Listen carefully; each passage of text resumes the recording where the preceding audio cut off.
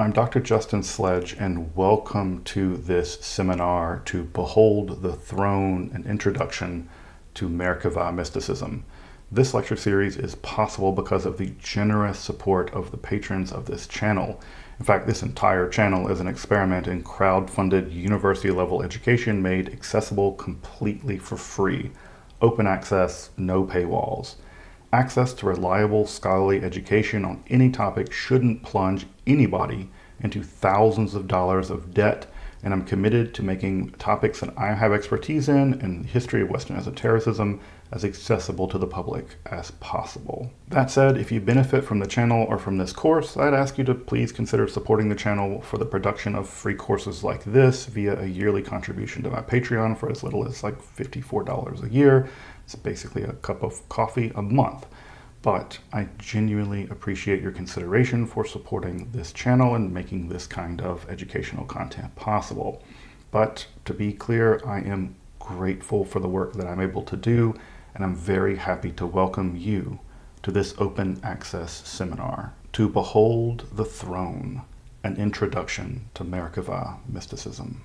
All right, everyone, welcome back. So this week we really get into what is perhaps one of the truly most difficult and most perplexing sections of the what we might call the mystical collection found in the Tosefta, these 7 pericopes found in Tosefta that introduce us to what is either an expression of Hechalot mysticism within the world of rabbinical Judaism, or if we're to believe Professor Schaefer, it is an intrusion.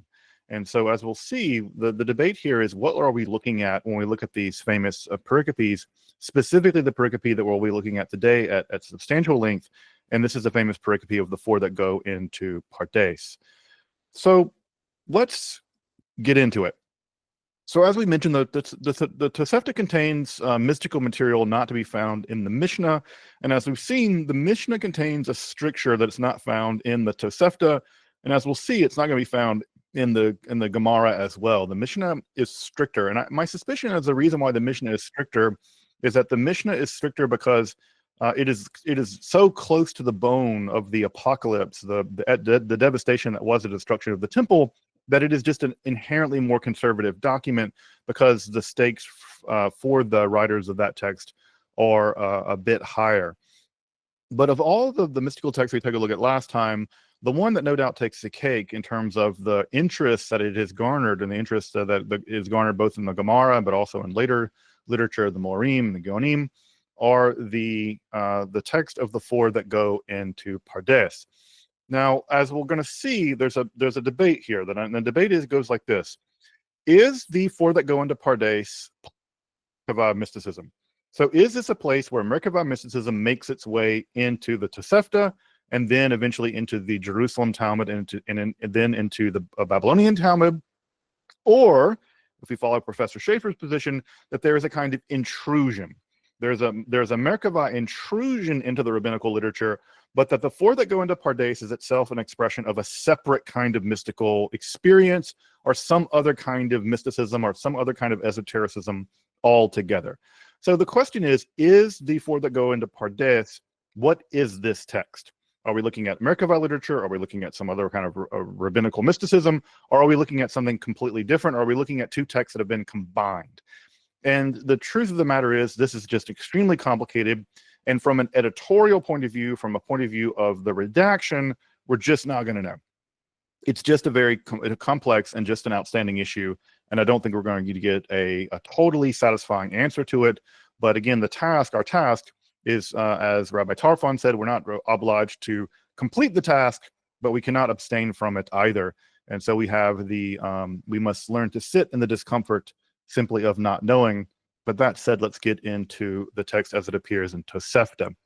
So I'll just read it very quickly, and we'll begin working through this. So there are 4 that enter into the Pardes: Ben Azai, Ben Zoma, the other one, Acher, and Rabbi Akiva. One looked and died. One looked and was harmed. He was subject to nifga. And as we know, this is Ben Zoma, and the text often has some sense that he's gone insane and dies. One looks and cuts down the saplings. There's a lot of different ways to translate kitzitz banatios, like what exactly it is the acher did, but there's clearly a euphemism being used here, right? They're not clearly saying what he did. They're using some kind of euphemism to cover over his sin, perhaps in the sense of taboo replacement, that it was so bad that they have to literally doubly replace him via taboo, right? He's not even called his name, and the exact nature of his sin is covered over linguistically. And finally, it says, one went up, Allah, in peace, and then he came down, he descended, Yarad, your day, Yarad, in peace. So we learn, Ben Azai looked and he died. And scripture says about him, precious in the sight of Shem is the death of his saints. So we get some sense that Ben Azai looked at something and it killed him, right? But we do get the sense that he is righteous, that Ben Azai dies a righteous death. But something happened in the Pardes that killed him simply by looking. Maybe he looked in an inappropriate way, or he looked too long, as we talked about last time. Maybe he feasted his eyes, to use the language we saw in Tosefta last time. So Ben Zoma looked and he was harmed, right? This is the language of nifga, the sense that he goes somehow insane. And the text says about him, hast thou found honey that thou eat so much as to be sufficient for thee, lest ye be filled with it and vomited out, right? So in this sense, we get a sense that he had too much, right? He had too much of a good thing, and it caused him to be harmed in some kind of way.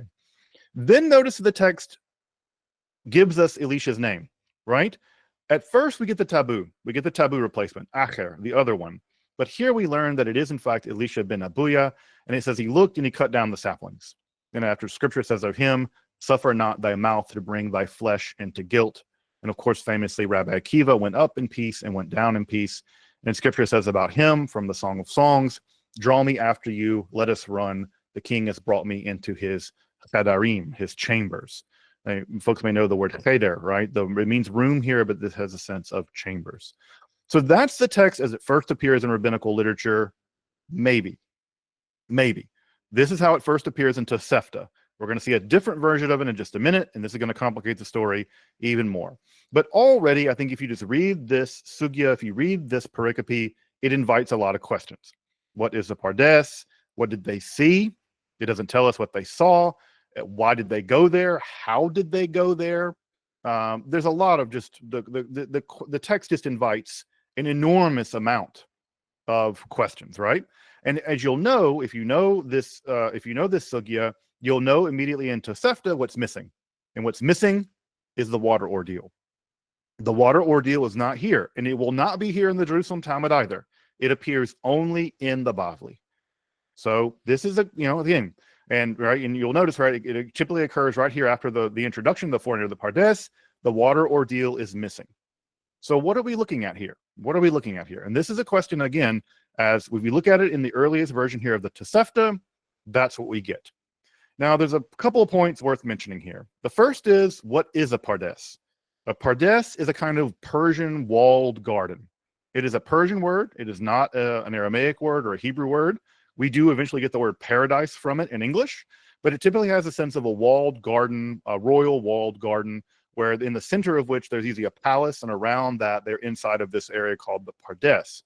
Now, vis-a-vis the Merkavah literature, what's interesting is that the Pardes is not a Hechal.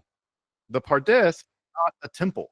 The Pardes is not a palace. The palace is in the middle of the Pardes. But notice that the pericope tells us they go into the Pardes. Now, why is that a problem? Because in the Merkavah literature, we never hear about this Pardes. What we hear about are people going into chambers. They're going into Hechalot. And so the question is this part of the Hechalot? Where is it? Is it a periphery on the outside? And if it's a periphery on the outside, what are they seeing in the Pardes that caused them to have all these problems? Right? Notice that the geography here doesn't match what we know about the Hechalot literature. The Hechalot literature is a literature about Hechalot. It's not a literature that includes this Pardes. But clearly they go into the Pardes, and it causes some problems. Secondly, there's a strange thing about the language here. Notice that the text can't decide the kind of directionality at work. Are you going in and going out? Are you going ascending and descending? Notice that logically, you can go into something without ascending or descending, right? But you can, is this an ascent and a descent, or is it an entrance and an exit? And notice that the text begins with the language of entering and exiting, but it ends with the language of ascending and descending. So we get Hechalot language toward the end of the pericope, to the end of the sugya, but the beginning of the sugya uses language of enter and exit. So that's already confusing language in terms of the directionality of how they're moving through space, or one could say. But clearly the emphasis on this text is danger and exegesis. And we shouldn't be surprised by that, because we've already seen that repeatedly in how the rabbis are going to be framing this literature. For them, what matters is about exegesis and the dangers of exegesis, right? And it's not on phenomenology and praxis. And I'll give you just a little bit more on this. Clearly what they worry about is that they go to this place called the Pardes, and bad things typically happen to these people. And how do they just describe those bad things? They refer back to scripture. Notice they don't tell us what they saw, right? That's a phenomenological thing. They don't tell us what they saw. They simply say they looked and then they were harmed or they died. And then the language is used from scripture to justify them being killed or them dying or them going mad or them cutting down the shoots or whatever. So the emphasis here is on exegesis and danger. That's what matters to the writer of the Tosefta, this Tosefta tract. It's not phenomenology. We're not told what they see, right? The text isn't concerned with that. The text is concerned with their fate, and it's concerned with and it's not concerned with praxis. It doesn't tell us how they got there. It doesn't say, well, these four guys went into Pardes, and if you want to go into Pardes, here's how you do it, right? It never gives us, it's not an invitation to how to do this. The Hechalot literature, of course, is an invitation. Here's how to do it. So notice again what's the focus of the text. The focus is on danger and exegesis, not phenomenology and praxis. And so again, this is Professor Schaeffer's point. Are we looking at a Hechalot text or not? Hechalot texts are concerned with phenomenology and praxis. The Tosefta is not concerned with that. It's concerned with warning you and doing some exegesis. But there is something important going on here, in the sense of the Song of Songs does contain that one piece of exegesis about Akiva does contain a hint, right? A hint of Hechalot kind of language in the use of the language of the cheder, right? That in these chambers, that God invites you into these chambers, and that inside of those chambers you can have some kind of mystical experience. It doesn't use the language of Hechal. It's using the language found in the Song of Songs. And if you trace this out and look at the way the rabbis talk about other uses of cheder or chedering, it's almost always used as a sexual language. For instance, the interior of the vagina is often referred to as a chamber, and he uses that exact word from Song of Songs. And also the interior of the body of the Leviathan and the behemoth, which you can go into and learn mystical secrets, according to the rabbis, language of chederin, or the language of cheder. Right now, not cheder in the sense that you send your kids to cheder, but cheder in the sense of a chamber, an inner chamber. So already, again, we have this kind of hint that the rabbis are saying something and then not saying something. That of all the proof texts they could have picked for Rabbi Akiva, they happened to pick one using a very technical word that's in Song of Songs that they tend to use in this very sexual or otherwise esoteric sense. So there's no doubt that the rabbi who edited this section of the Tosefta is talking out of both sides of their mouth. They are telling us there's something esoteric going on here, but they're keeping it arm's length any kind of praxis. So again, they're showing without telling. So we get something and it's just a hint of something. And this is going to be an invitation, as you can imagine, to dive a great deal deeper into this text, because there's no way that you read this. If you're reading through the Tosefta, reading through the Mishnah, you're not going to immediately scream, what in the world is going on with this? And so this is going to be an invitation in the Talmud, right? In the Talmuds, to get into this a great deal more. And as I mentioned, right, one of the most important editorial absences in this text is the water ordeal, which we're going to come back to in a minute, so don't worry. We're going to get to the water ordeal in just a second. But the water ordeal is missing in the Tosefta.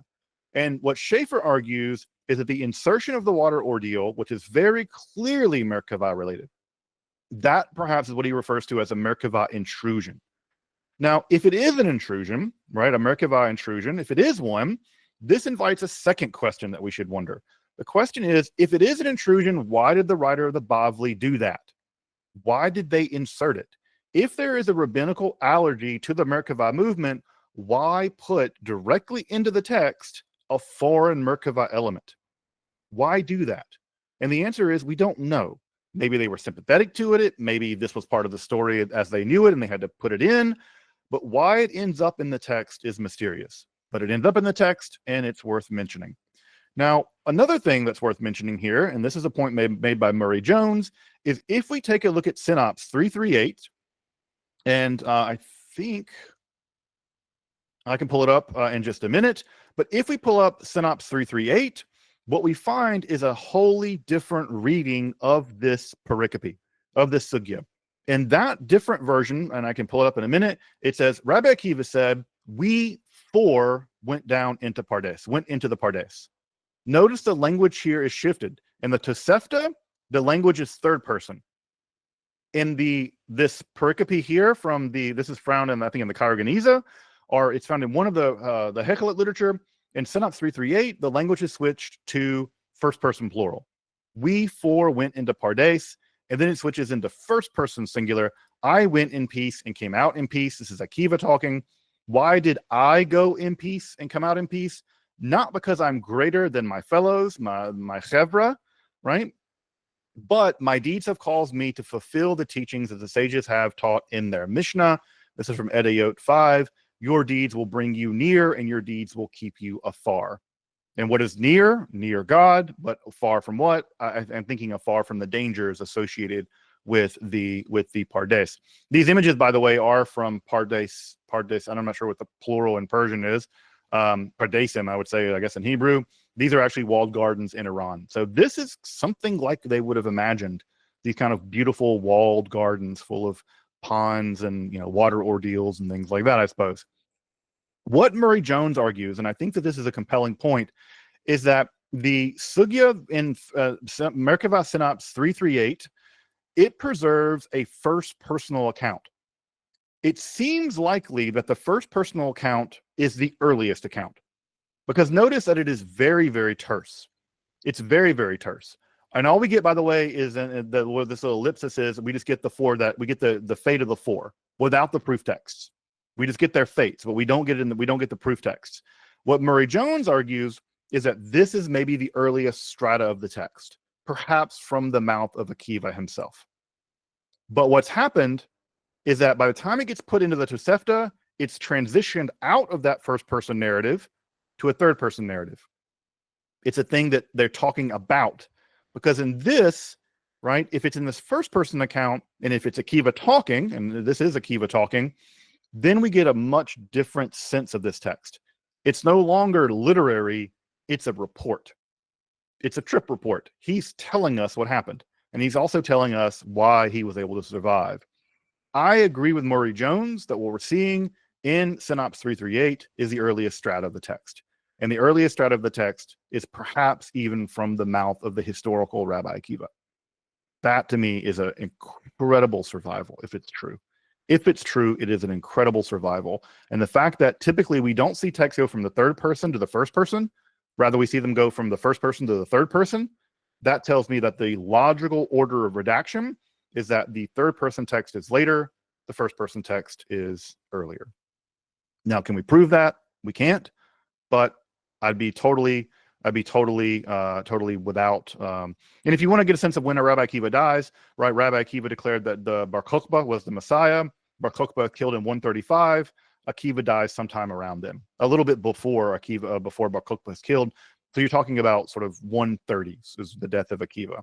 So if the Akiva dies in the 130s, and we have this first-person account of the four that go to Pardes, again, let's think back to Paul. Paul is talking about his account in the 50s of him being called to the third heaven.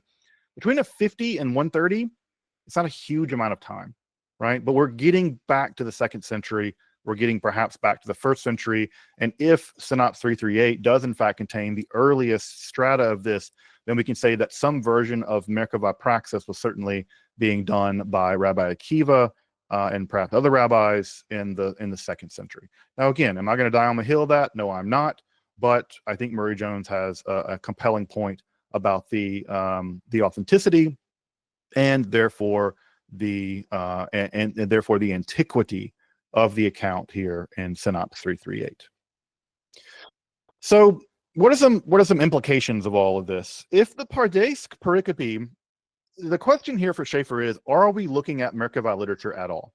And if we're not looking at Merkavah literature, what are we looking at? And one of the reasons to think that we're not looking at Merkavah literature is that the text itself focuses on the Pardes and not on the Hechalot. And the Hechalot don't typically include the Pardes unless it's this pericope. So in the Hechalot literature, this pericope does exist, but it's the only one that seems to talk about this garden, right? About this garden in a general way. But if that's the case, then what are we dealing with? Secondly, is the water ordeal that we're going to get to in a minute in the Babylonian Talmud, is this specifically intrusion, a Merkavah intrusion into the text? Now, one of the reasons why we think that it could be an intrusion is that there are much more lengthy developments of the water ordeal, which we're going to be talking about at length in a whole session.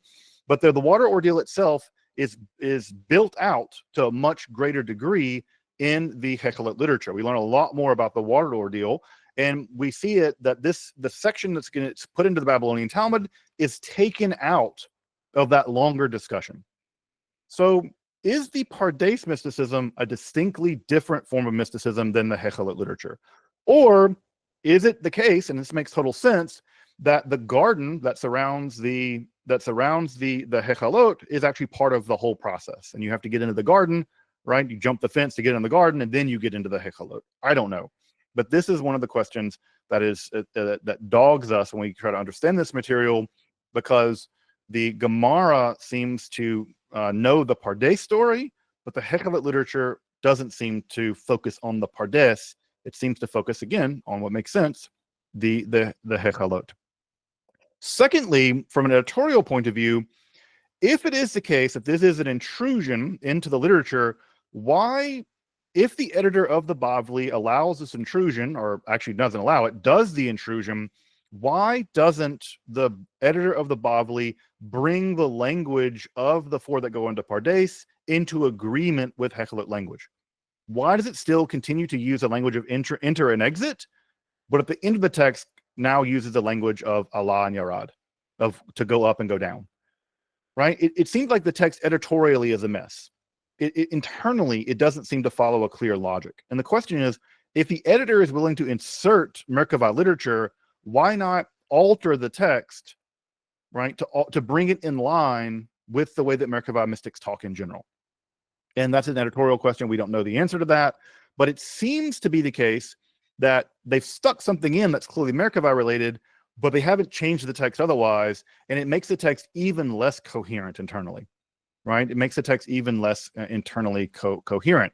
Another question is, maybe it's because the editor of the Bavli doesn't know why this bad thing has happened to them. That there's a question on the part of the editor of the Bavli, what did they encounter? Why did they go crazy? Why did they die?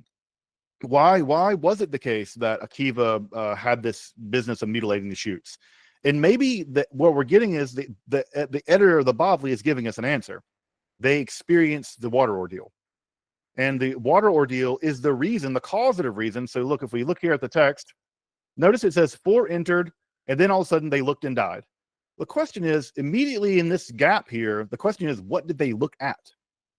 That's the question that any logical person is going to ask themselves. What did they see? Well, what is the editor of the Bavli doing? They're telling us, right? They're putting in a section from the Hechalot literature that gives us an answer about what they saw. And in this case, it's going to be the case that what they saw was the water ordeal. Now, again, the Bavli is going to be inconsistent about this, because as we get to Elisha ben Abuyah in just a minute, what is it that Elisha sees? He sees Metatron sitting on the throne of God. So notice that the editor of the Bavli isn't consistent about what exactly they're trying to do with this literature, right? They seem to know a lot of traditions, and it seems like they can't quite make their mind up about how to input these traditions into the text in a coherent way. So I just want to point out to them, I know I'm spending a lot of time talking about the editorial nature of this, but I want to tell you that when we look at the text of before we go into Pardes, what we're seeing is a mess. We are not seeing a neatly edited text. What we're seeing are archaeological layers of text in which editorial intrusions have occurred, and those intrusions are not coherent as intrusions, and they're not coherent with the actual four that go to Pardes. That's the problem, right? We're looking at multiple levels of logically inconsistent material. Now, from a logical point of view, that's not great, but from a mystical point of view, that's fantastic, because it gives you tons and tons and tons of material to riff on. And as we'll see, the Bavli is not at all afraid to do that. All right, so let's get into what the Jerusalem Talmud and the Bavli are going to deal with this. And we'll start, of course, with the Jerusalem Talmud because it's earlier. And because the Jerusalem Talmud is earlier, it's going to give us a bit of more of ideas of sort of what this first generation after Tosefta is trying to do with this. So the first thing that the Jerusalem Talmud does is it establishes who exactly is doing the prohibiting in all of this. Remember, our Mishnah is anonymous. The Mishnah never tells us who's actually pronouncing these prohibitions. And as you know, from a Halachic point of view, from a legal point of view, it's a huge deal about who issues these pronouncements. Because if it's just a nobody rabbi who says, oh, you can't study this stuff, who cares? It doesn't matter, right? But the Mishnayot are anonymous. And so the first thing the Jerusalem Talmud wants to do is establish who it is who's actually uttering these prohibitions. And for the Mishnah, there's a kind of humor involved. Because for the Mishnah, who issues these Mishnayot is Akiva. Now think about that for a second. Think about how ironically hilarious that is. You have a sense that the writer of the Yerushalmi, the Jerusalem Talmud, has a sense of humor. Because it's precisely according to the Yerushalmi that Akiva is making these prohibitions. But who is it that does the entire expedition into the Pardes? It's Akiva. It's Akiva. And you get the sense that there's something ironic happening here. That the Jerusalem Talmud is winking at us. It's saying, yeah, you can't do this. And the very person to lead the expedition is going to be Akiva. Now, maybe that's a kind of winking at you in a kind of ironic sense of humor. There's a sardonic bit of wit here. But also, perhaps there's also a warning here. That Akiva is warning us not to do this because Akiva has done it and he's seen the danger. 3 of his colleagues were doomed, right? So there's a sense, right, where maybe it's the case that the Jerusalem Talmud is being funny, but also, as Freud would always tell us, there's nothing more serious than a joke. The joke is the most serious thing. If you're going to tell the truth, right, you've got to tell the truth in a joke. Otherwise, you can put yourself in a very dangerous situation. So what ends up happening, interestingly enough, is that the Jerusalem Talmud says, this is the Mishnah, and then immediately says, and these Mishnayot are not followed. They're not followed. The Mishnah, the stricture of the Mishnah is abandoned. Why is the stricture of the Mishnah abandoned? It's abandoned in the sense of common practice. What's the common practice? People actually do expound upon the Merkavah. That's the Jerusalem Talmud's reasoning. It's the thing that we do. We expound on the Merkavah, and therefore these strictures are not to be followed. These strictures are not to be followed. So like the Tosefta, it is much less strict than the Mishnah. The Mishnah is very strict. Tosefta is a bit less strict. The Jerusalem Talmud is significantly less strict. But it doesn't mean that the guardrails go totally down. The guardrails do not come totally down, obviously. There's some danger here. So the Jerusalem Talmud says, look, you can't engage in exegesis of the Merkavah without specifically 2 other now new qualifications.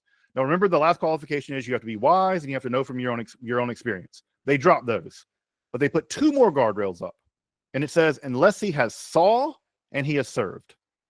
Now, you might be tempted to say, what that's really doing is reinstituting the same categories, right? You can't expound on the Merkavah unless you've seen it, but then logically something breaks. Because what does it mean to say you've served the Merkavah? So clearly, whatever the criteria of unless he has saw and served can't apply to the experience of seeing the Merkavah, and then that justifies you being able to expound upon it. Now, the sections here in the Jerusalem Talmud, if you've ever read them, are notoriously difficult, but the logic seems to be that what they're worried about is not seeing and serving the Merkavah, which it makes no sense to serve the Merkavah, but probably it has to do with seeing customs and then serving underneath a teacher in such a way that you can produce the same kind of rulings your teacher does.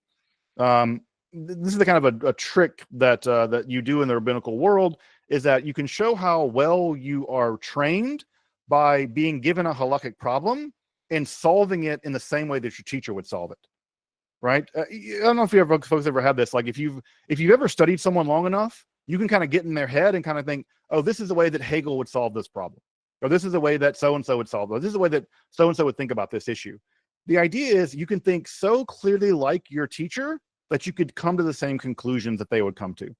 And so the issue here, again, is not about the Merkavah, but it's about being successfully trained in such a way that you don't go off the rails. That's what the Jerusalem Talmud is concerned about. It's about being about seeing a custom, questioning its what do you do with it halachically, and then be able to follow your teacher reliably in terms of rendering a decision about what one should and shouldn't do. Now, this is getting us a little off the rails of the Talmud, of the Merkavah, so I'm not going to dwell too long on this. But again, what's the rabbinical move? The rabbinical move is to deflect away from this Merkavah business. It's to get you back into asking questions about the correct way to render legal decisions and to engage correctly in exegesis. So it's the kind of deflection that we've seen already last time. But to be very clear about this, there's still danger in all this. The Jerusalem Talmud tells us that Rabbi Akiva did have that Rabbi Akiva said in the name of Rabbi Yochanan that the Rebbe had a competent student. That is a student who saw and served, and he expounded on the Merkavah, on the chariot, and he expounded on it in a way that did not agree with his teacher, right? That did not agree with the way that his teacher would have expounded upon it. And what happens is he's struck with shechin. Now, shechin, we don't know exactly what it is. The text translates it as leprosy, but it can mean boils. Just to be clear, it's not sa'arat. It's not the leprosy of the Hebrew Bible, the sort of supernatural affliction that can only be cured through various Levitical means. But you do get infected with some kind of disease. So there is the case that incorrect exegesis, as we saw last time with someone like Ben Zoma, that if there's an incorrect exegesis that doesn't agree with your teacher, specifically on the issue of Merkavah, it can hit you with a skin condition, a leprosy or ulcers or some kind of outbreak. But again, the teaching here is all about exegesis, not the Merkavah, right? They use the Merkavah as an example, but the danger is, are you exegeting in a way that does not agree with your teacher? That's what they're concerned about. That's what the Jerusalem Talmud is concerned about. But just to drive this home, the Jerusalem Talmud is kind of winking at us again, because who is, the teacher here is Rav, right? But the Rav is a student of Yehuda Hanasi. Yehuda Hanasi is who? The editor of the Mishnah.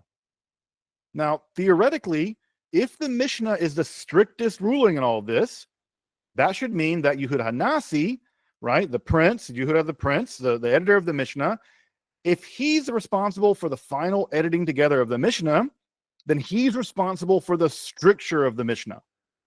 But if his students, right, are lecturing on the chariot, on the Merkavah, that means that who was also lecturing on the Merkavah? Yehuda Hanasi, right? So the Jerusalem Talmud is winking at us again. It's saying, yeah, the stricture of the Gemara, or stricture of the Mishnah, we're not going to follow. But not only are we not going to follow it, but the very guy who made the stricture was also teaching it. So the Jerusalem, there's something happening here with the Jerusalem Talmud. They're telling us something and then not telling us something.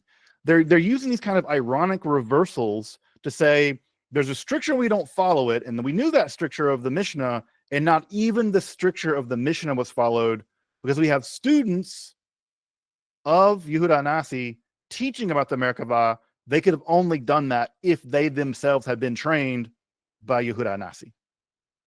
That's but it never comes out. The Jerusalem Talmud never comes out and says, it never says that.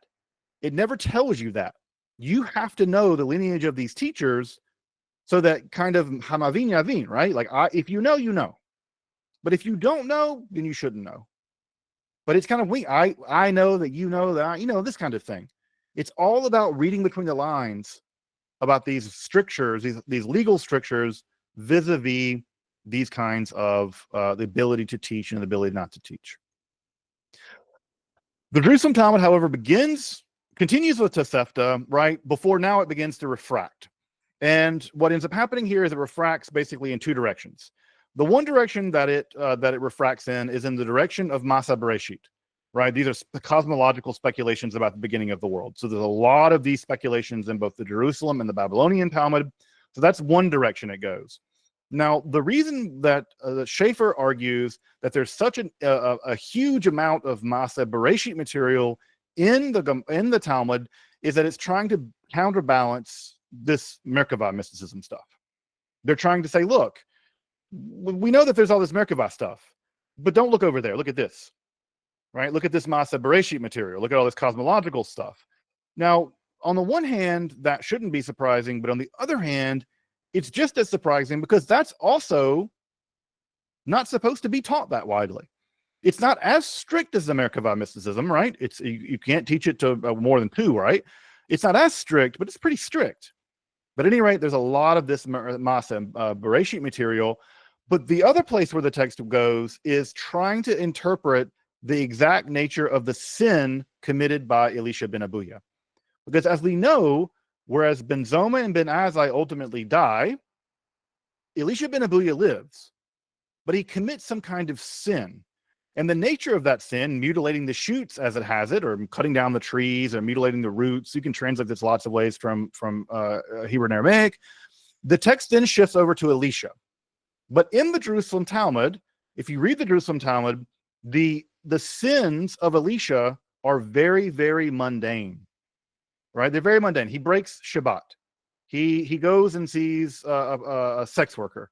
He does things that are very mundanely sinful, and he can do them because he knows he's been condemned. So the game's already up for him. There's no reason for him to continue trying to be righteous because he's already condemned. And mainly the thing they focus on in the Jerusalem Talmud is that he specifically corrupts young children.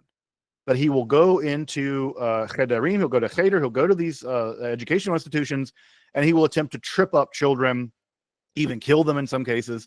But he tries to basically undermine the future generation of rabbinical students. And that, of course, is a real nightmare for the Jerusalem Talmud and for the Mishnah, because basically they're raising up the generation that will replace all of the martyrs who died during the destruction of the temple, and also all the martyrs that died after Rabbi Akiva is killed, and all of his students are also killed as well. So there's a real horror in the idea that Elisha will commit sins and then lead children off the derech, off the path, and lead them ultimately into sin as well. In fact, the Jerusalem Talmud's primary worry about Elisha is that he was a Hellenizer. Is that he the famous story is that anytime he would stand up, a Greek book would fall out of his clothes. But he was studying all this Greek stuff, and because he was studying all this Greek stuff, that led him into heresy and etc. It's a warning against Hellenization or whatever, right? So at any rate, the issues of about Elisha, and we're not gonna have time to talk a lot about the Elisha stuff, is not the Merkavah stuff. It's his very earthly sins. And they go on to great lengths about why Elisha is sinful. There are all these great stories about how his mother would fake being faint on fast days, and faint in general when she was pregnant with him, so that she could eat pork. And she would be given pork, because you can give people, any food that you can if a woman's pregnant and faint. And so she would feign illness in order to eat forbidden food. And of course, eating the forbidden food poisoned Elisha in the womb, and he was a bad seed to begin. There's all great stories like this. So at any rate, the Elisha narratives in the Jerusalem Talmud are very much interested in Elisha's very earthly fate. They don't focus on what he saw in the Pardes. They're mostly concerned about the fact that he's a heretic, and what is the root of his heresy, and how he goes on to become a bad apple in the Jewish community, corrupting the youth and sort of doing Socrates kind of stuff, or at least allegedly Socrates kind of stuff.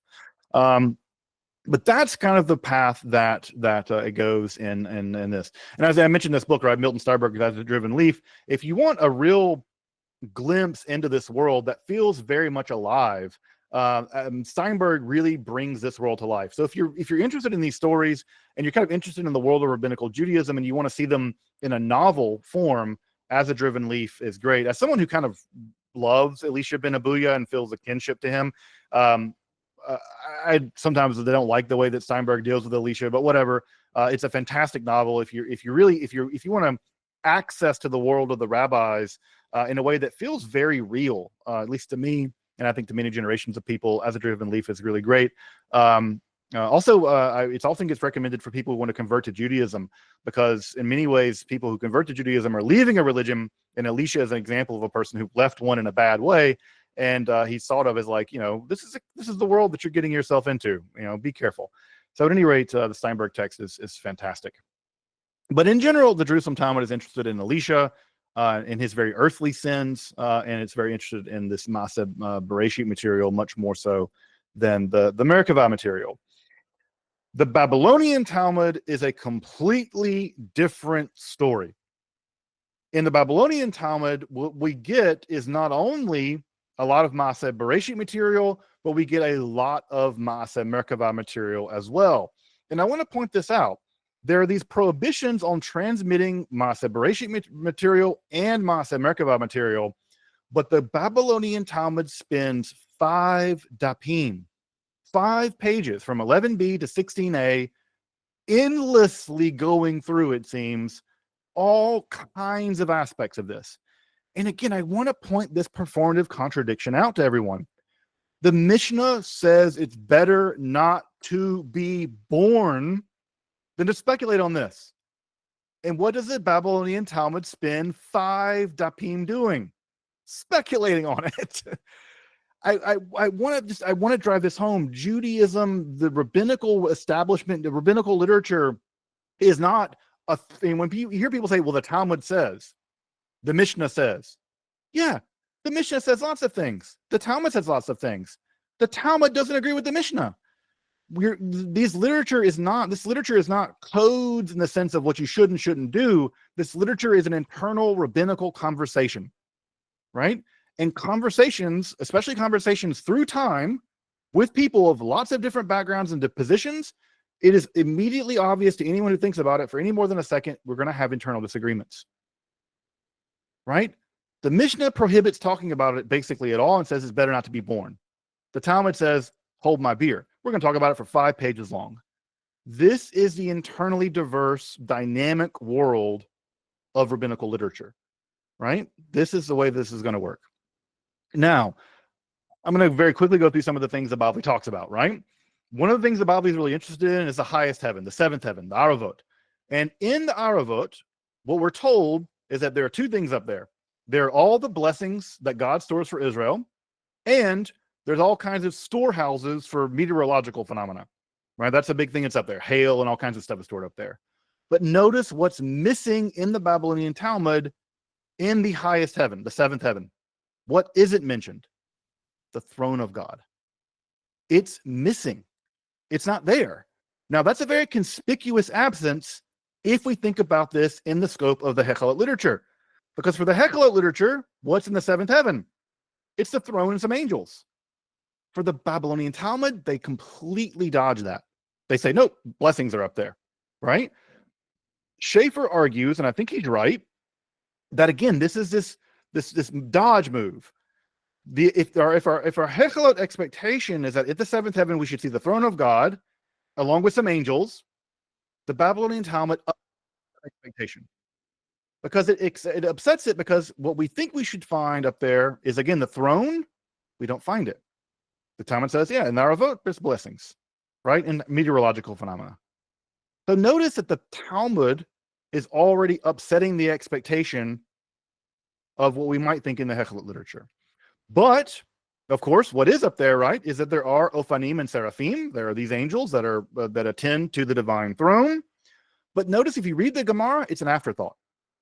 It mentions them as if it's a passing thing. Like, oh yeah, there's this storehouse, and there's the blessings of Israel, and there's this and that. Oh yeah, and there's some angels too. It downplays the entities that are up there. Why? Because on the one hand, it wants to speculate about what's up there, clearly, but it's downplaying this Merkavah stuff, right? It's downplaying it. The angels, the Ophanim and Seraphim become a kind of afterthought.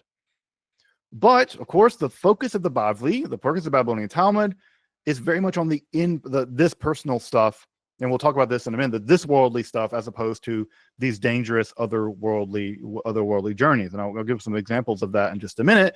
And the main example of that is, of course, the danger about learning this material. And this is where we get the famous teaching, right? That, look, if you focus on this stuff about what's up there, right? What we know is up there is the fire that comes out of the divine throne. What we have is a discussion about the dangers of teaching this material and what harm can happen when we teach it. Specifically, have the idea of who can teach what when. And we have this discussion of Rabbi Yochanan is supposed to teach Rabbi Eliezer, and Rabbi Yochanan says, I'm not going to teach you, which we don't see in the Tosefta. We actually do have them. We have another student of Rabbi Yochanan teaching Rabbi Yochanan, and then Yochanan dies, and Eliezer then refuses to be taught by another student, Rabbi Asi. So then this is a funny moment in the Gemara as well, where on the one hand, the Gemara is like, don't focus on this stuff, but also if you get the chance to learn it, don't pass it up because you might lose the chance to learn it. Again, it's this two sides of the mouth thing. Yeah, we're going to downplay the importance of these angels. We're not going to say the throne of God is in the seventh heaven. But then we have this parak, this little section, sugya, where it says, yeah, but also if you get the chance to learn it, take it. Because your teacher might die and you're not going to be able to do this. Also, what happens is that we get to sort of move in the Gemara from the Galilee to Babylon, to the academy at Pumbedita. And this move is interesting because what it tells us is that in the Galilee, they were experts in Maaseh Merkavah, but in Babylon, at Pumbedita, they're experts in Maaseh Bereshit. And the Gemara, remember, is a Persian document. It's being, the Babylonian Talmud is being written in Persia. And there's again a sense that over there in the Galilee, they do that. They do that over there. We don't do that here. In Pumbedita, what we do is we do Maaseh Bereshit. So again, there's a shift in focus about sort of what is interesting. Now, this is interesting because if Peter Schaeffer is right, and again, we're going to ask if he's right, Schaeffer argues that the lion's share of the Merkavah literature was produced in Babylon. Produced in Babylon. It's produced in Pumbedita and Surah, right? So if this is the case, this is a clear place where the Talmud is dissimulating. The Talmud is telling us, oh, it's in Galilee that they do that. It's over in the Galilees. In Israel, they do all the Maaseh Merkavah stuff. But if it's the case that Schaeffer's right, and the lion's share of this material is being produced in Babylon, they would know this. This is them dissimulating. They're not telling us the whole truth, right? If Schaeffer's right, I don't know. I tend to believe that I tend to believe that if Akiva is telling us that he went into Pardes in the first person, then we do have a Judean or Galilean context for early Merkavah literature. But again, I would say that one should defer to people like Schaeffer in that case. At any rate, an interesting thing about the way that the Babylonian Talmud seems to deflect on this issue. Now, again, what is the Talmud interested in? It's interested in this as exegetical question again. And I know that this is getting tiring, that I keep saying this over and over again, but the Talmud never tires of making this deflection. The fact that the Talmud never seems to tire of making this deflection tells me, like thou dost protest too much, that kind of, the fact that you keep doing it tells me that there are people that are not doing it, right? When the prophets say, hey, quit worshiping other gods, so that's a pretty good indication that everyone's worshiping other gods. The fact that the Talmud continues to hype on this exegetical issues tells me that there's something going on.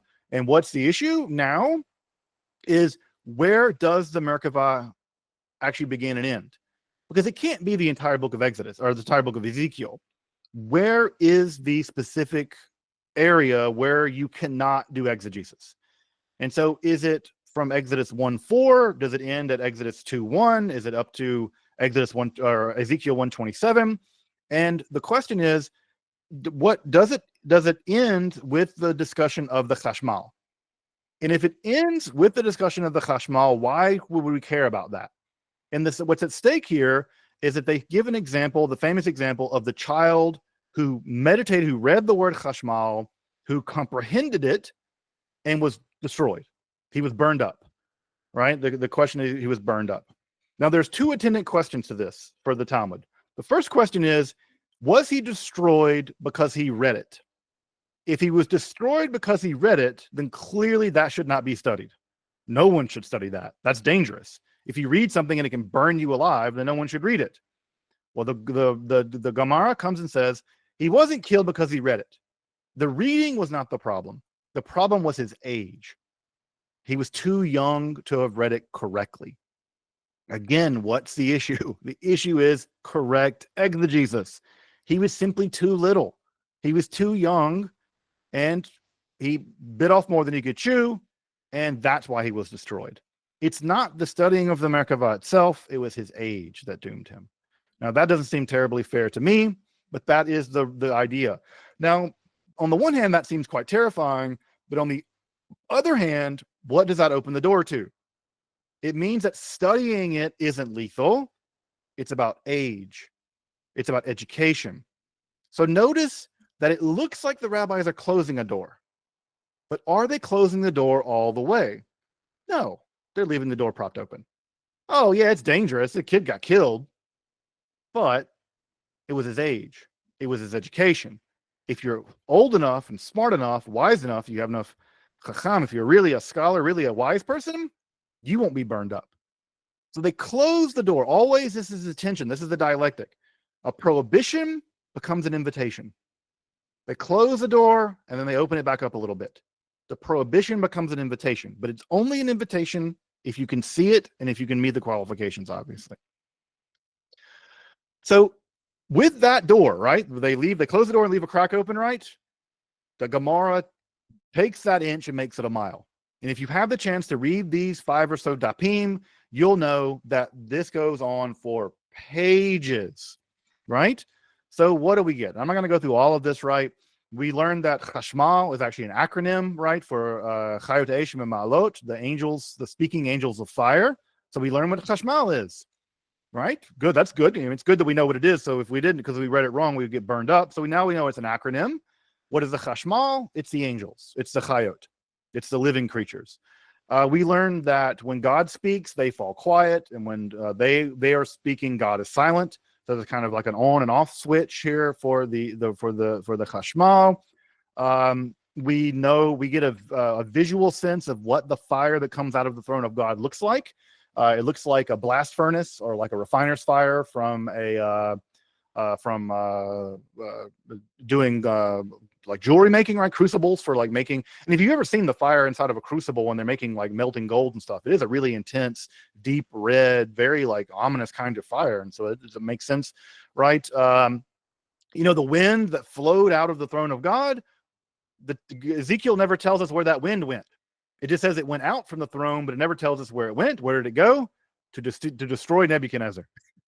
I love the fact that, it went out of God. Ezekiel saw it, and where did it go? It went and got Nebuchadnezzar, and again, it got rid of him, and then Cyrus came in and let all the Jews go back home from Persia. We learned that there are different Ophan, right? Of the Ophanim, there are different Ophan, and one of the Ophan whose foot touches the earth, his name is Sandalphon. Right, his name is Sandalphon. He's a famous angel along with Metatron, so we kind of learn why he gets that name, right? And we also know that he is the weaver for the divine crown, which, by the way, you get the sense that the divine crown is not a crown the way we think of European monarchs, but much more like a wreath kind of crown. It's a woven crown. We're told that Ezekiel and Isaiah both saw the exact same thing. Well, why didn't Isaiah say all the details that Ezekiel did? Well, it's because, and this is I love this is a classic Gemara, is that Isaiah is like a city person who sees a monarch, but Ezekiel is like a country bumpkin. If the country bumpkin sees a monarch, they come back home, and what do? They tell everybody everything they saw. But if you see the monarch every day, you just go home and tell, yeah, I saw the king, whatever, right? Isaiah is terse because this is not his first rodeo. He's seen God a couple of times. But Ezekiel, he's like a bumpkin who sees a monarch for the first time, right? So he goes into great detail, and so he writes everything down in a way that Isaiah didn't, which again is great. We learned that the Keruvim that they look like babies. There's a pun here in Aramaic Kavraya, it looks like a baby, and so we get this idea that all this stuff. And again, I'm not going to go through all of these. You can read them if you want. But what I want to point out here is this performative contradiction, right? That the rabbis are trying to forbid something, and then there's just like it's just like a glut of information about the upper worlds and the angels and the Khashmal and all this stuff. So they just go on a tirade, right? Going through all this material, and then we get the four who go to Pardes as it occurs at Chagiga 14b in the Babylonian Talmud. And the main thing that I want to point out, right, is we get the exact same sugya that we see in Tosefta and Jerusalem Talmud, but with the important so-called intrusion. And what is that? 4 enters the Pardes, Ben Azai, Ben Zoma, Acher, and Rabbi Akiva. And notice the Babylonian Talmud says, Rabbi Akiva said to them, when you reach the stones of pure marble, do not say mayim, don't say water, because it stated he who speaks falsehood should not be established before my days. And then we get one looked and died, one looked and was harmed, etc. What's happened here is that this section from the Hechalot literature, the water ordeal, has been inserted into this text of Tosefta and the Jerusalem Talmud by the editor of the Babylonian Talmud. And there's a logical reason why it's been inserted. Because you have them go in and then you have them begin to be harmed. The logical question is, what's doing the harming? Now, what happens here is that this ordeal, the water ordeal, occurs upon entering the 7th heaven. Right? If you've had the chance to read Hekhalot Zutarti and Hekhalot Rabati yet, you know this is the final ordeal before the main show. But notice here, there's already a weird tension. Because in the Hechalot literature, the water ordeal occurs well within the structure of the Hechalot. In fact, they're already at the gates of the 7th Hechal. Notice where it's happening here in the Babylonian Talmud. It's happening in the garden. Notice that this doesn't make any sense. This should be happening. The water ordeal is the last thing that you have to pass before you enter into the throne room. But notice here in the Talmud, they put it in the garden. It's like the first thing that you see. There's some editorial shenanigans here. From a Hechalot point of view, this is almost an inversion of what should be happening. The Pardes would be theoretically the first thing you encounter, right? Then imagine you're going into the walled area of a king, you would pass through the garden, and then you would enter the ringed or stacked Hechalot. In the Hechalot literature, this is the last ordeal. And the Babylonian Talmud is presented as if it's almost the first. Because notice, prior to this forentering Pardes, there's nothing else that we're told about that they encounter. They go into the Pardes, and then instantly they begin to be harmed. So from an editorial point of view, right, and from a geographical point of view of the Hechalot, this is very confusing. This is not just confusing, it's logically incoherent. It's geographically incoherent. The last thing is being described as the first thing, right? Now, why might they do that? Well, there's a good reason. If the entire point of all of these sections is to warn you about the dangers of otherworldly journeys, put the most dangerous thing first. See? If you put the most dangerous thing first, and are you as good as Ben Azai, Ben Zoma, Acher, Akiva? If you're not as good as them, and they go to the garden, just the garden, and they die and go crazy, who are you to think that you can do anything more than that? I think the reason why this is put here the way that it is because if you put the most dangerous thing first, then it scares anyone off, right?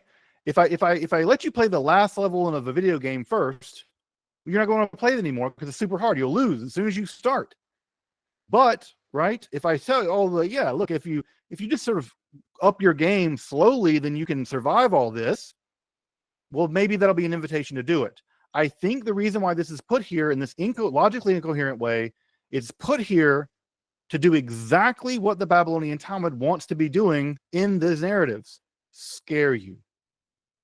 So it's an intentionally, geographically, logically incoherent intrusion, but that doesn't matter because it's not the geography of the Hechalot that matter to the editor of the Babylonian Talmud. It's the fear factor that matters. And I think that's why it's stuck in here in this very strange way otherwise. Now, strangely, the Gemara never expounds on the water ordeal. It never tells us, right? It expounds on all kinds of things in this text, but it never expounds on the water ordeal. I think on the one hand, that's surprising, but on the other hand, that's totally expected. They're not trying to tell you about the water ordeal. They don't want you to survive it. They're trying to scare you. And so you don't need to expound upon it, because the more that you expound upon it in sort of a Lovecraftian way, it loses its power. The more that you learn what Cthulhu looks like, or Yog-Sothoth, the more you learn about them, they're less scary. But if I just tell you there's a terrifying water trap and it's going to kill you, well, that's enough. So they don't expound upon it, right? So again, the intrusion here, as much as it is an intrusion, I think is very clearly done here to scare us. Now, there are two things that I want to talk about briefly as we begin to wrap up for today. So much more I could say. There's so much more that we could get into, but I want to come back here. They do this. They introduce the section before the part that go to the Pardes, and instantly, what does the Gemara do? You would expect that it would talk about this water ordeal, because that's what's curious. That's the new thing, right? That's the novel thing. So you would think that the Bible would have something to say about it. It doesn't. What does it do? It immediately switches to a halachic problem. This is the deflection. Don't think about this water ordeal. Don't think about that. We're not going to focus on that. What are we going to focus on? The law. We're going to bring you back down to earth, on a strange but very boring halachic question. Can you castrate dogs? So you've just told us about this crazy other dimension where there's these water things that can kill you, and now we're going to talk about, can we castrate dogs? Yes, because that's meant to scare you. And now we get you back down to earth, and the question is a legal question. It's a very basic legal question. Can you castrate a dog? And of course the answer is no. You can't castrate any animals, and so the answer is no, right? And then there's this question, this even more bizarre question about whether the high priest can marry a pregnant woman. Now, this is a legal question because technically a high priest can only marry a virgin. So the question is, can a virgin get pregnant? And the answer, of course, is yes. Yes. A guy could have ejaculated into a pool, and a woman could have gotten into it, and the ejaculate in the pool could have impregnated her. And therefore, it is possible that a virgin can become pregnant. That you might hear a little bit of maybe anti-Christian stuff here as well. But the idea basically is, now I know this is bizarre. Can a woman get pregnant who's a virgin, and can you castrate a dog? But the point is to bring you back down into these what matters for the rabbis, and what matters are legal problems, even legal problems that don't matter anymore because there's no temple. By the time this discussion is being had, there hasn't been a temple for years. Who cares if a high priest can marry a virgin who got pregnant? But again, the Talmud isn't trying to really solve a live legal problem. It is not a live legal problem, but it is the reasoning that matters. And secondly, it matters who's doing the reasoning, because guess who's solving both of these legal problems? It's our boy Ben Zoma. Ben Zoma. Now, what is the one thing you would know about Ben Zoma if you've read Tosefta in Jerusalem Talmud? You would get the sense that he was a crazy person, right? What are they doing? The Babylonian Talmud is saving him. They're rehabilitating his reputation. How? By showing that he can make really good legal decisions that are correct on very strange topics like dog castration and this woman who's going getting pregnant, right? They're rehabilitating Ben Zoma, because the last time we saw Ben Zoma, he was muttering insanity about how small the gap is in the firmament and all this stuff. We got the sense that he's sort of a crazy person. Notice he is rationally solving legal problems in the Talmud. It's no surprise what they're trying to do is save Ben Zoma from his doom in this text otherwise. Now, we still get the business that he went outside, right? Because we know he's nifga, he's harmed. But what does the Talmud now do? it begins to show that not only is the breath of the upper and lower waters not a handbreadth. Remember, Ben Zoma said it was a handbreadth, but they begin to say it's not even a handbreadth. It's the distance between two cloaks stacked together. It's like two bowls stacked together. What are they doing? The Talmud is lessening the gap of the firmament, the distance in the firmament, to show that Ben Zoma wasn't so crazy after all. It's a very easy mistake to have made. Ben Zoma wasn't crazy. This is a mistake that anybody could make because the gap is just that small. And now, again, do we rehabilitate him to the point, right, where this exegetical error that he makes causes him to go insane and kills him? Notice what the text does. He's nifga, he's harmed, but guess what it doesn't mention? Him dying because of it. That's left out. In the Tosefta, it says he was harmed, and a bit later after that, he died. The Babylonian Talmud never mentions him dying. Never mentions him dying. So they're saving Ben Zoma, right? They're saving him. They're showing him as being rational, and also they're leaving out the fact that this ultimately led to his demise. So we have some rabbinical rehabilitation work going on here, which is good, right? Because you should never let a person's lowest point be what you remember them. Yes, he was harmed. Yes, he had this thing. Yes, he kind of went mad. But before that, he was a perfectly, and even maybe during, he was a perfectly normal posek, a jurist. And he was able to solve this stuff.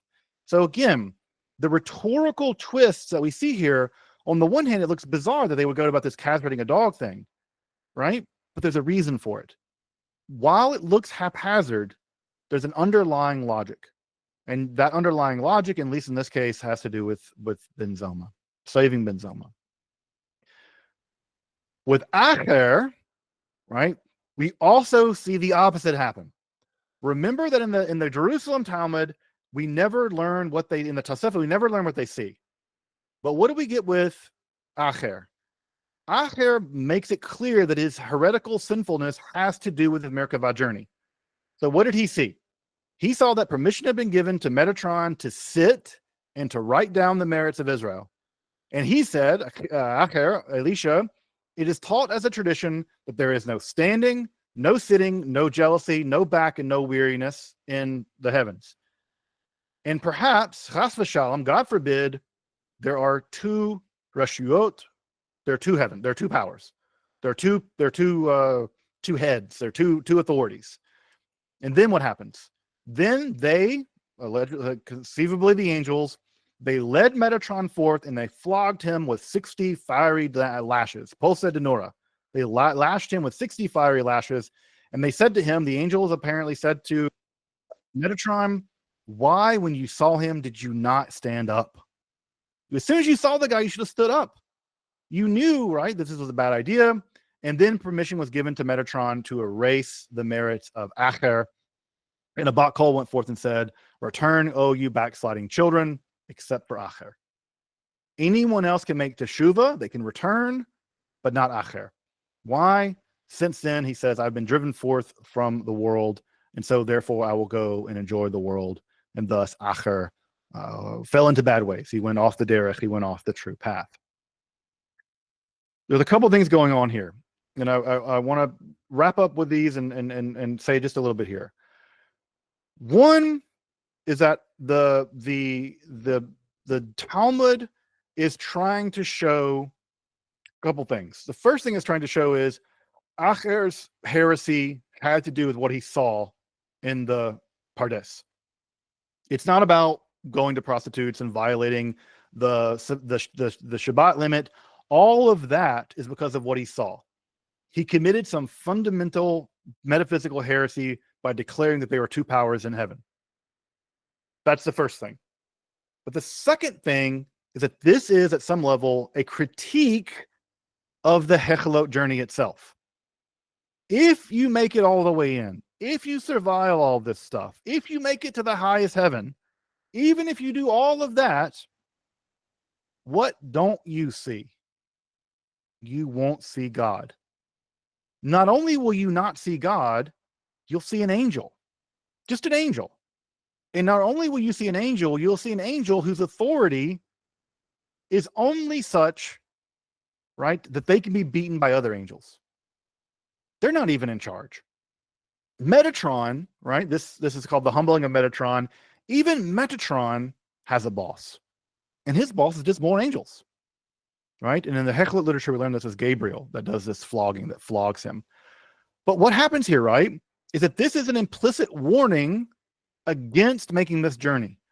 Because even if you're successful in the journey, you're not successful. You meet an angel who's basically middle management.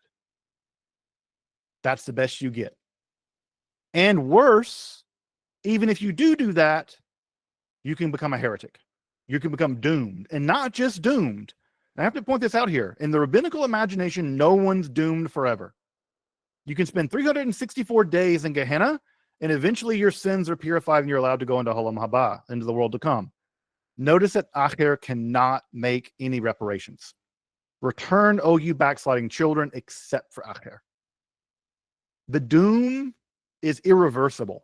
There is no Yom Kippur that will fix this blasphemy, that there are two powers in heaven. They're no fixing it. So the worry here, the danger here, is that you'll go in, you'll see middle management angel, and then you'll still get doomed. That's what the Gemara is telling you. It's not worth it, because even success is failure. Even success is failure. And Acher, who's the teacher of Meir, one of the most important rabbis in all of rabbinical history, even he failed. Do you think you can do better?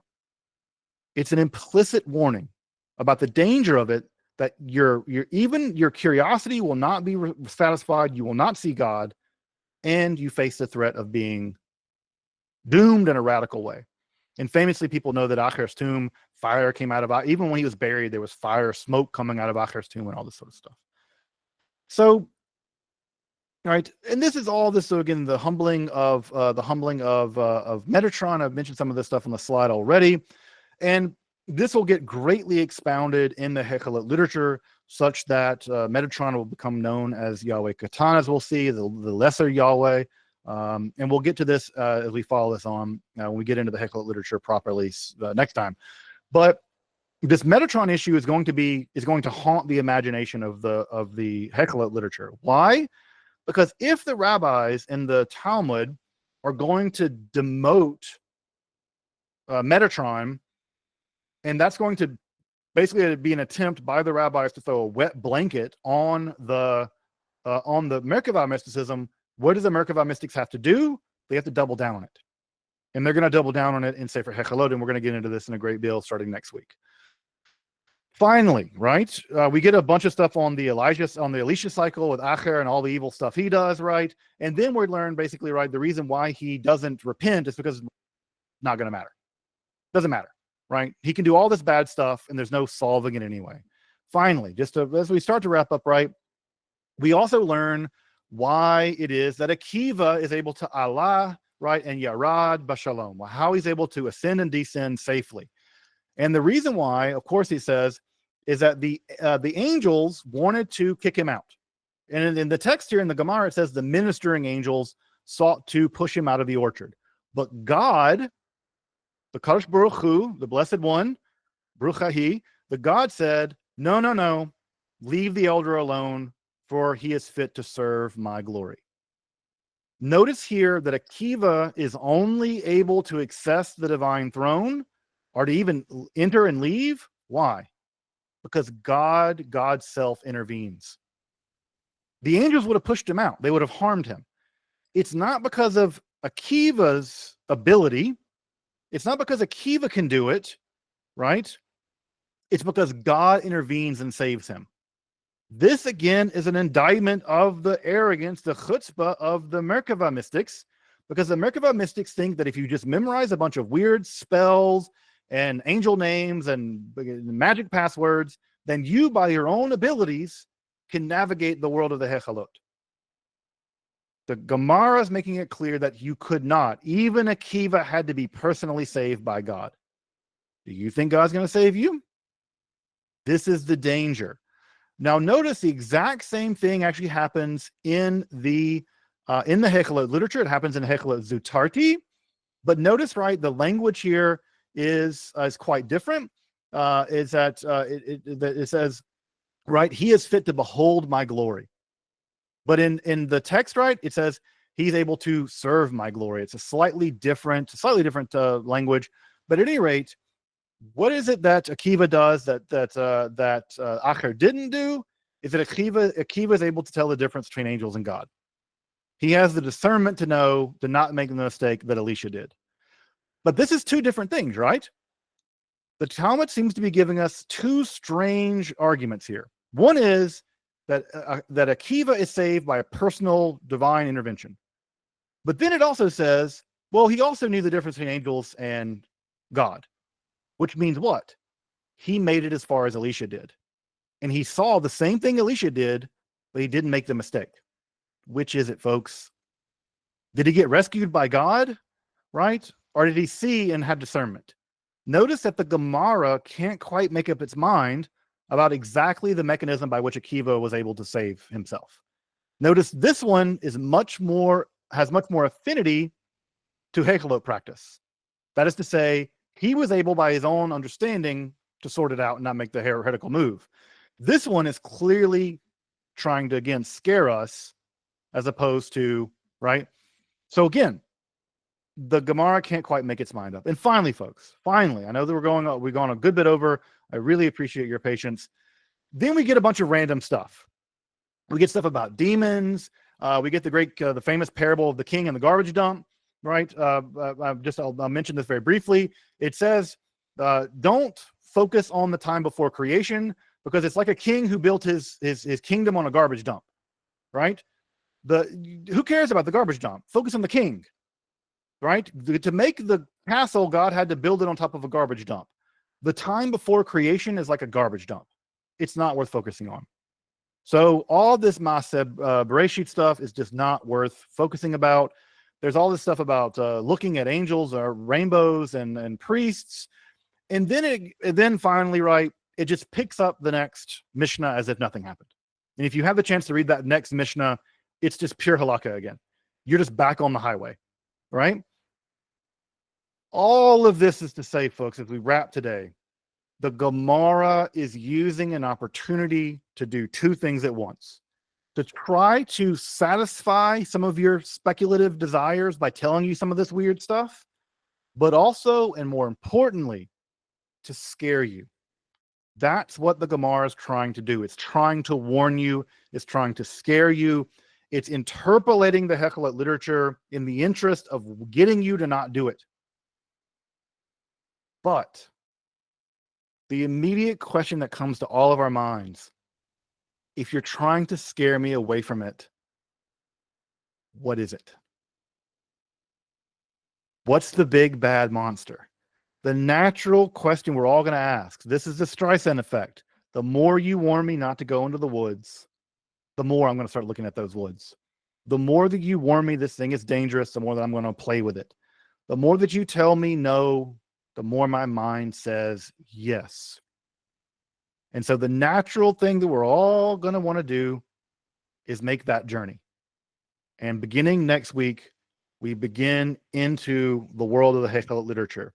We're going to promptly ignore the warnings of the Gemara, and we will go as natural as we would imagine into the world of the Hechalot literature in a formal way. So, again, what's the fuss about? We're about to see beginning next week.